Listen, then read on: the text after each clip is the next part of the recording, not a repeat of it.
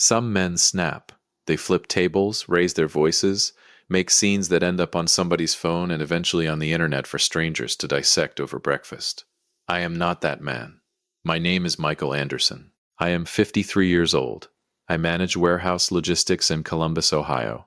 I drive a 2014 Ford F-150 with a cracked rearview mirror that I keep meaning to fix, and never do. I eat the same turkey sandwich for lunch every single weekday, because I decided at some point in my 40s that I liked it, and life is too short to second-guess a good sandwich. I also wrote a check for $42,000 so my daughter could have the wedding she always dreamed of. She used that wedding to tell 200 people I was a punchline, and I just sat there, smiled, adjusted my clip-on tie.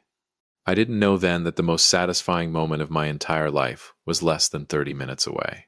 Welcome back to Dad's Sweet Revenge. Grab your snacks, get comfortable, and remember, every villain in these stories thought they were the smartest person in the room. They were not. Subscribe so you never miss a story. Sophia, my daughter, 26 years old, sharp as broken glass and twice as dangerous, got engaged to Ethan Carter on a Thursday evening in November. Ethan was a good man. Solid, measured, the kind of guy who looked you in the eye when he shook your hand and actually meant it. He worked in corporate finance, wore pressed shirts without being told to, and looked at Sophia the way a man should look at the woman he intends to spend his life with, like she was both the best thing that ever happened to him and the most terrifying. I liked him from the first dinner. My wife Emily squeezed my arm when Ethan pulled out the ring and whispered, "Don't say anything weird." When do I ever say anything weird? Patient expression of a woman who has been married to me for 19 years and has a very thorough archive. The thing at Thanksgiving, she said. That was one time. The thing at Sophia's graduation, that was taken completely out of context. Michael. Fine. She turned back toward the happy couple. I did too. Sophia was crying the good kind of tears, the kind that make mascara irrelevant because nobody's looking at your face, they're looking at your hands. Ethan was holding both of them. My mother, Ava, seated on my other side, patted my knee without looking at me. "You're going to write the check," she said quietly. "I know." "How much?" "However much she needs." Ava nodded once, like that settled something she'd been privately debating. Knowing her, it probably had. 2 weeks later, Sophia sat across from me at the kitchen table. Our kitchen table. Mine and Emily's. The one with the water ring from a coffee mug I'd never gotten around to buffing out. And she folded her hands in that particular way she had since she was a child. Very still, very deliberate. The posture of a woman about to ask for something significant, and having already decided she deserved it. "Dad, I found the venue." "Okay. It's called Willowbrook Estate. It has a garden for the ceremony and a ballroom for the reception." And she pulled out her phone and turned it toward me. I looked at the photos.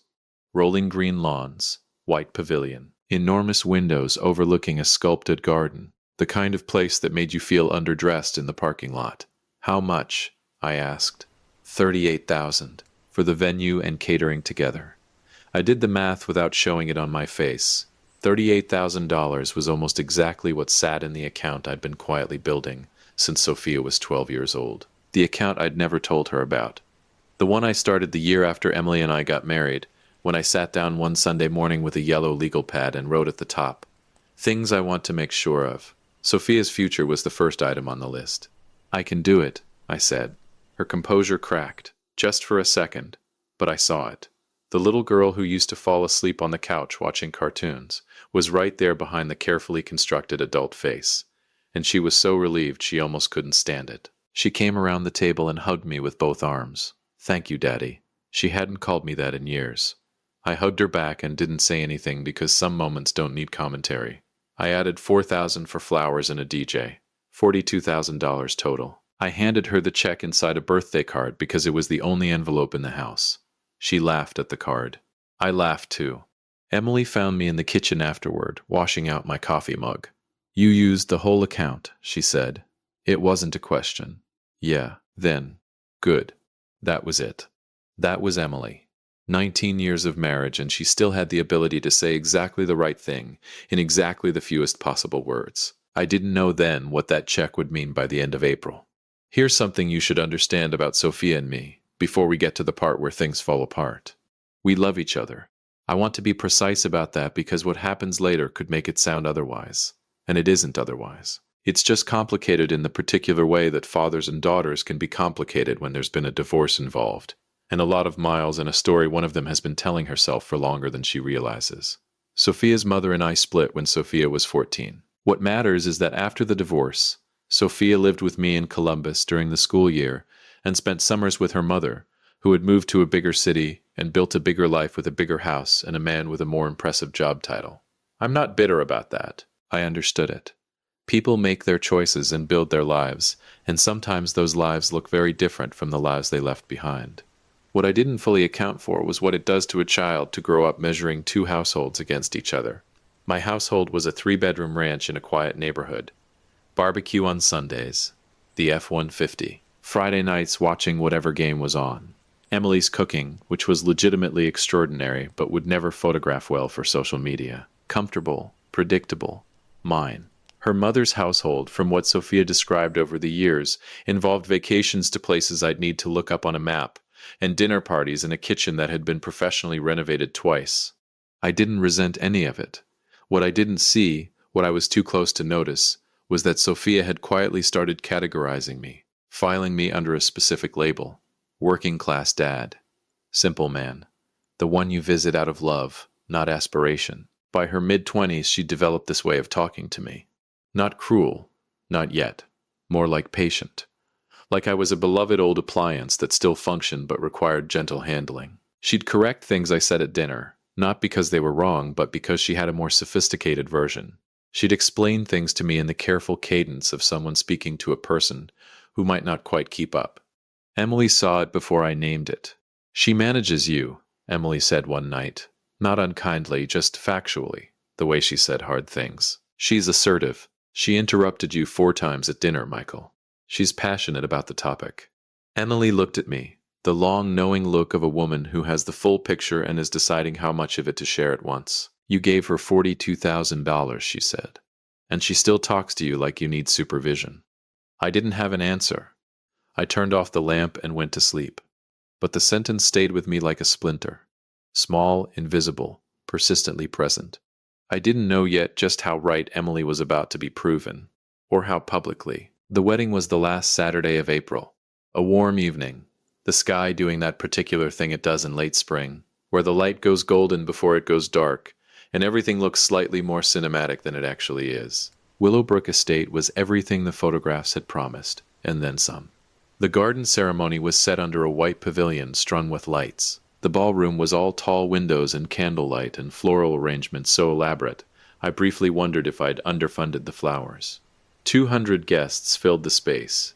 Ethan had a large, warm family, and Sophia had spent a decade curating an impressive social world. Emily and I arrived and found our seats, table 4 near the back. I noted this with the specific dry amusement of a man who had just signed the venue's largest check. Table 4, I said to Emily. Don't.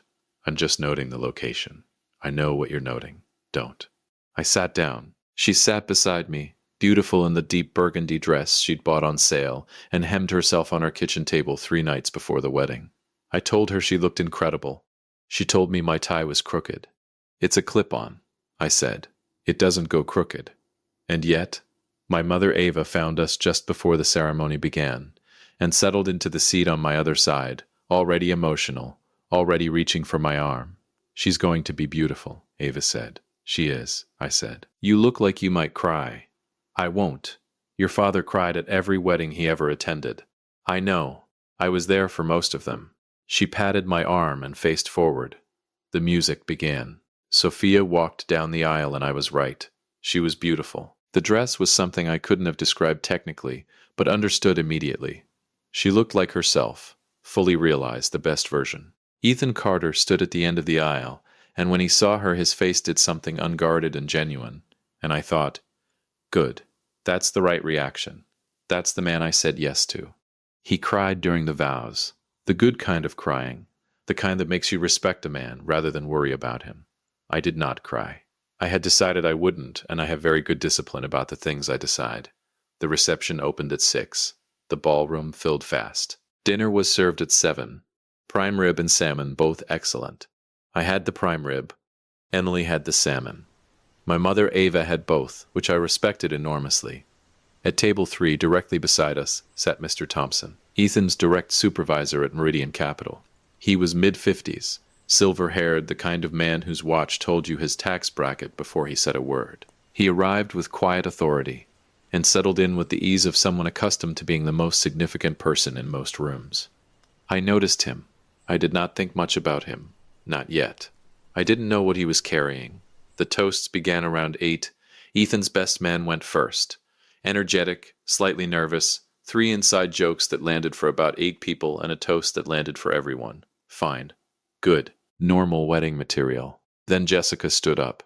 Jessica was Sophia's closest friend. They'd known each other since college, the kind of friendship forged in shared hardship and late nights that outlasts almost everything. She was funny and warm and told a story about Sophia that made the whole room laugh and then got quiet in just the right way. She raised her glass and meant it. Then Sophia stood up.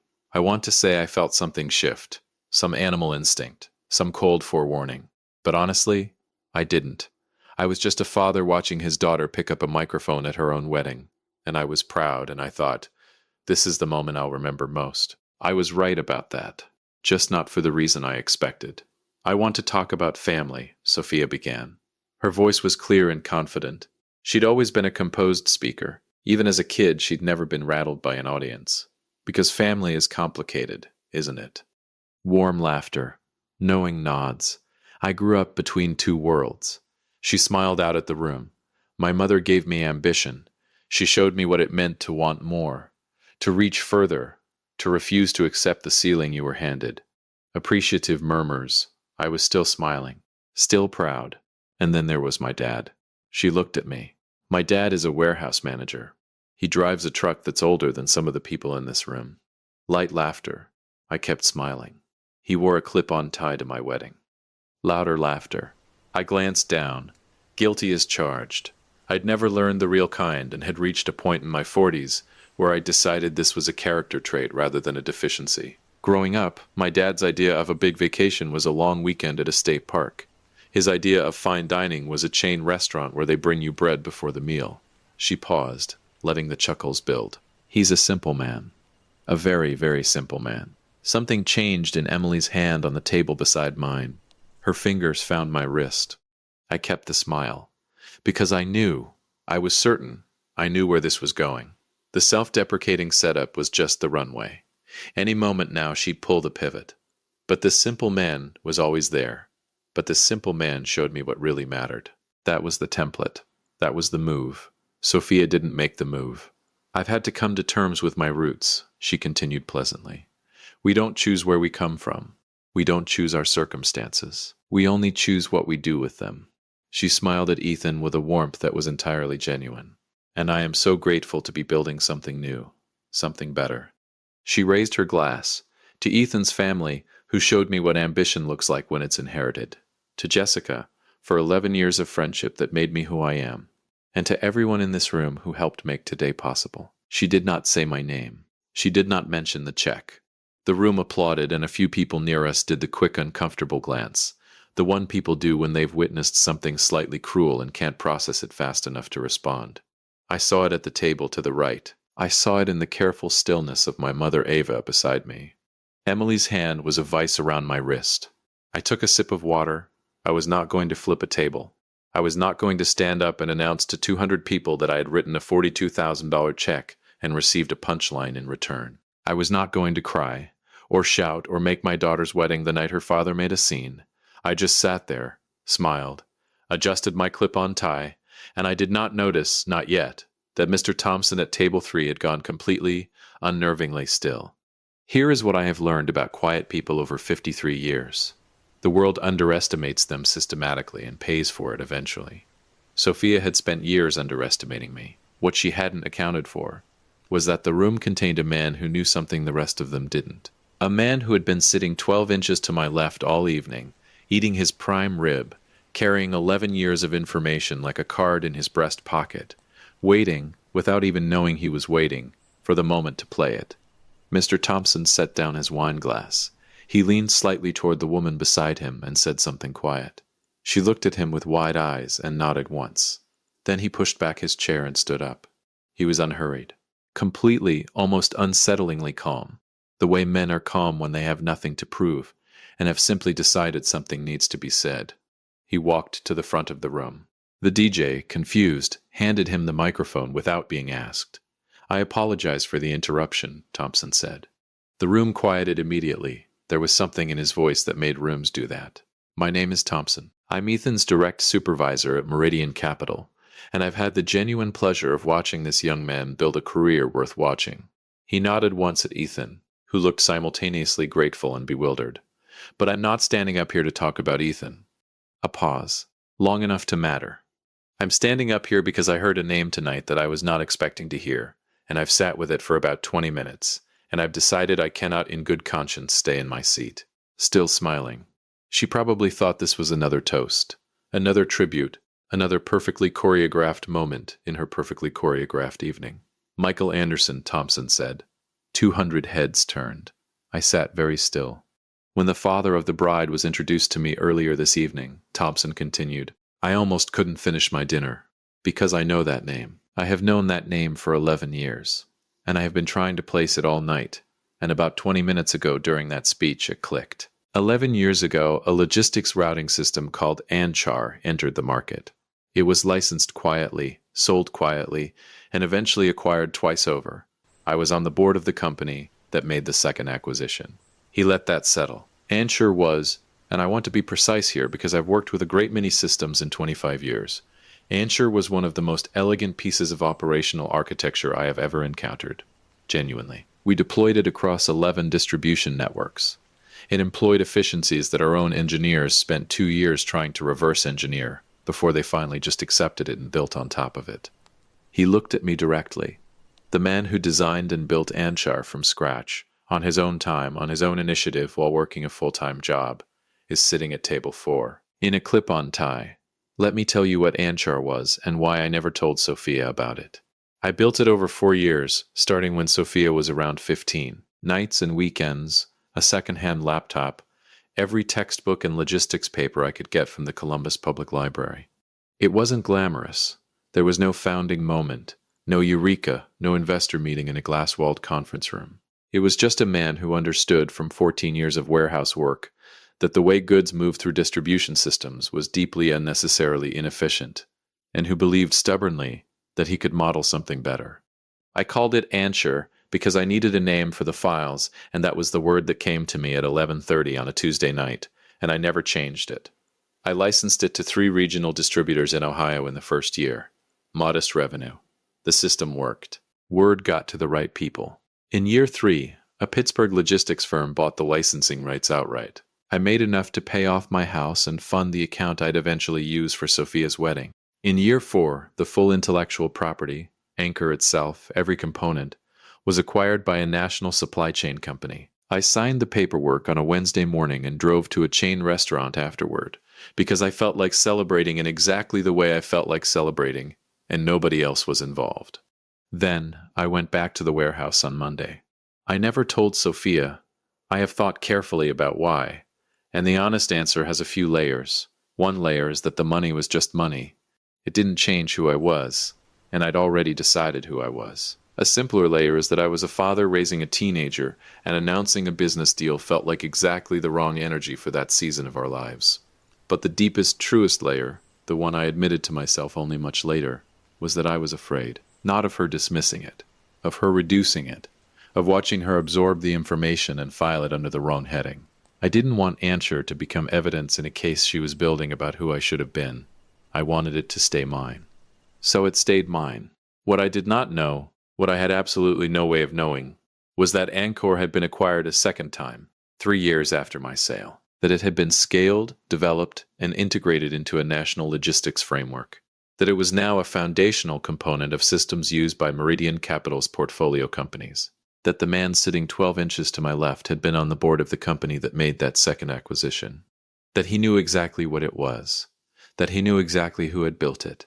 The man who built Anchor, Thompson continued, his voice steady and precise, did not build it in a university lab or a funded startup. He built it in his spare time while managing a warehouse by day. He licensed it without a press release. And then, Thompson paused, and something shifted in his expression, something that looked almost like genuine admiration. He went back to work on Monday morning like none of it had happened. A sound moved through the room, not laughter, something quieter and more complicated. "I have spent 25 years in finance and investment," Thompson said. "I have met builders who required an audience for every brick they laid. I have met men who needed the credit more than they needed the result." He looked at me steadily. "Michael Anderson is not that man." Landing like stones. He built something real. He used what it earned to give his daughter this wedding. And then he sat at table 4 and smiled while she called him simple. The room went absolutely still. I was looking at the tablecloth. I made myself look up. "I want to say one thing directly to Michael Anderson." Thompson's voice had not risen once. He was not performing. He was just saying what he had decided needed to be said. "Sir, Ancher employed efficiencies that improved supply chains serving hundreds of thousands of people. The work you did mattered. Enormously. And the fact that you never needed anyone in this room to know about it." He stopped, looked around the room slowly, then back at me. "That is not what a simple man does," he said. "That is what an extraordinary one does." He set the microphone down. The room erupted. The applause started at the back and rolled forward like a slow tide. My mother Ava made a sound beside me, something between a sob and a war cry, the noise of a woman who has always known the full picture and has just watched the rest of the world catch up. Emily didn't say anything. She just pressed her forehead briefly against my shoulder and stayed there for a moment. I could feel her shaking, not crying, laughing, the deep, quiet laughter of a woman who has been right for a very long time and is finally completely, publicly vindicated. I looked at Sophia. She was not applauding. She was sitting at the head table with her champagne glass still halfway to her lips, frozen there, the color draining from her face in a slow and visible tide. The posture of a woman doing rapid, unwilling mathematics. The clip-on tie, the state park vacations, the chain restaurant celebrations, the F-150 with the cracked mirror, the $42,000 check. Ancher. Ethan leaned toward her and said something quietly. She didn't respond. She was still running the numbers, and the numbers were dismantling everything she'd spent years building. Ethan caught my eye across the room. He looked devastated, not for himself, but for what he'd just watched his wife do to her father in public. He mouthed something. I was fairly sure it was "I'm so sorry." I gave him a small nod. He wasn't the problem. He never had been. People stopped by the table. Strangers. Faces I'd never seen. Pumping my hand, saying things I received with as much grace as I could manage. Thompson himself came over, brief and genuine, and we shook hands. He told me the work had mattered. I told him I appreciated it more than I could easily express, which was the exact and complete truth. Jessica caught my eye from across the room. She held my gaze for a long moment, the look of a woman who loved Sophia deeply, had watched this coming from further away than anyone realized, and didn't know what to do with either of those things. She gave me a small, pained nod. I nodded back. About 15 minutes after Thompson sat down, Sophia appeared at my elbow. I looked up, and there she was. The composure she'd spent 26 years perfecting had finally cracked. Not dramatically. Sophia didn't do dramatic unless she planned it. But the cracks were there. 2 real tears had made it down her face before she could manage them. Her hands were clasped in front of her, the way they'd been at the kitchen table when she asked for the check. Composed. Deliberate. But this time, afraid. "Dad," she said. Her voice was small. I hadn't heard it that small since she was a child. I looked at her. I didn't say anything. "I didn't know about Angkor," she said. "I swear to you, I didn't know. I know you didn't. Why didn't you tell me?" I was alone at the table, and I took a slow breath, and I looked at my daughter the way you look at something you've been carrying for a long time and have finally decided to set down. "Because it was mine," I said, "and I didn't need you to validate it." She flinched, just slightly. "Dad, I'm so sorry. I thought I was being funny. I genuinely thought." "Sophia." My voice was level, quiet, the way it gets when I mean every word. "You stood at a microphone at a wedding I paid for, in a venue I paid for, wearing flowers I paid for, in front of 200 people, and you used that moment to tell them I was simple." I paused. "You didn't do that by accident. You did it because somewhere you have always believed it. Tonight you just finally said it out loud." Her jaw tightened. Another tear broke free. That's not fair. You called me simple in front of my coworkers, in front of your grandmother. I glanced toward where Ava was sitting, still dabbing her eyes. In front of my wife. I know. I know what I did. That's why I'm standing here. You're standing here, I said, because a man at the next table happened to know something about me that changed the room's opinion. If Thompson hadn't stood up, if Anchor had stayed quiet the way I kept it, you'd have gone to bed tonight proud of that speech. The truth of it hit her face like a cold wind. I watched her want to deny it and find she couldn't. I'm sorry, she said again. And this time it was smaller, more real. The apology of someone who has just looked at themselves clearly and doesn't like what they found. I know you are, I said. Can you forgive me? And there it was, the question. The one she'd come over here to get answered. The resolution she needed so she could close this chapter and move forward into her shiny new life with her conscience settled. I looked at my daughter for a long moment, at the dress I'd paid for, at the venue visible through the ballroom windows, at the tears that had only arrived once the room turned.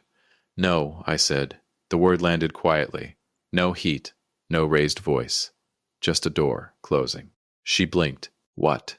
Not tonight, I said. Maybe not for a long time. I picked up my water glass and held it without drinking. Forgiveness isn't something you get because you ask for it at the right moment, Sophia. It's something that gets built back slowly, over time, through different choices. I set the glass down. You haven't made any different choices yet. You've only just found out that being cruel to me had witnesses who knew better. The color that had drained from her face didn't come back. Dad, I love you, I said. That's true, and it doesn't stop being true.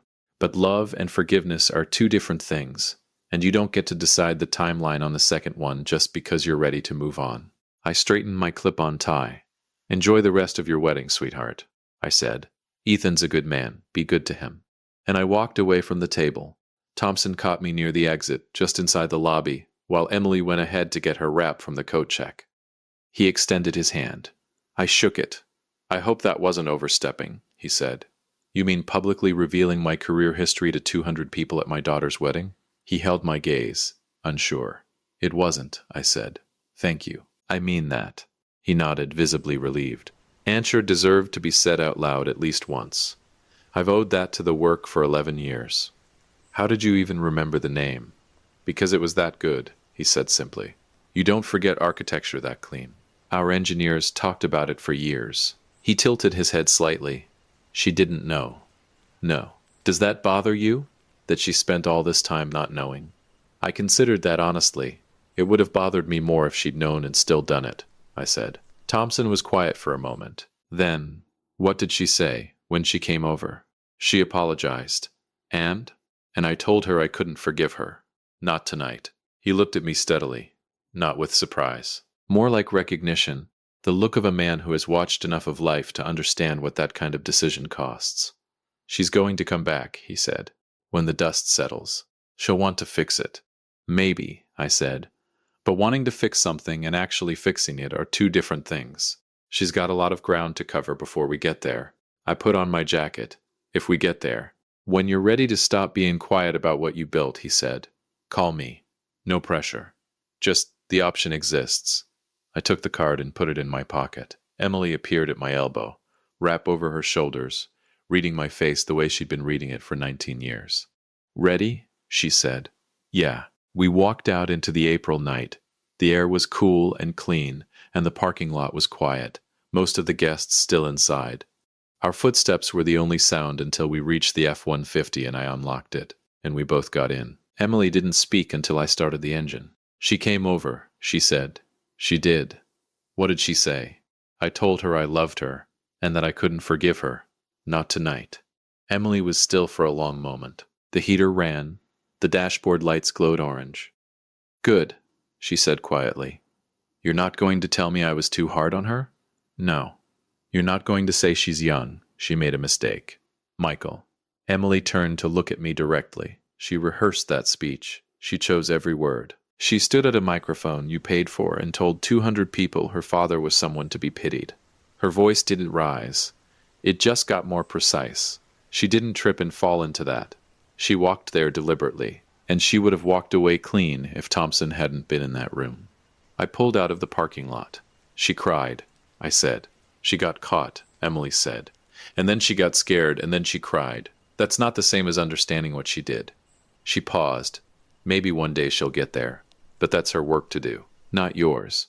The highway opened up in front of us, the city lights orange on either side, the road long and familiar, and mine. I drove in silence for a while, the F-150 running steady the way it always did, reliable in the particular way of things that have never once pretended to be something they aren't.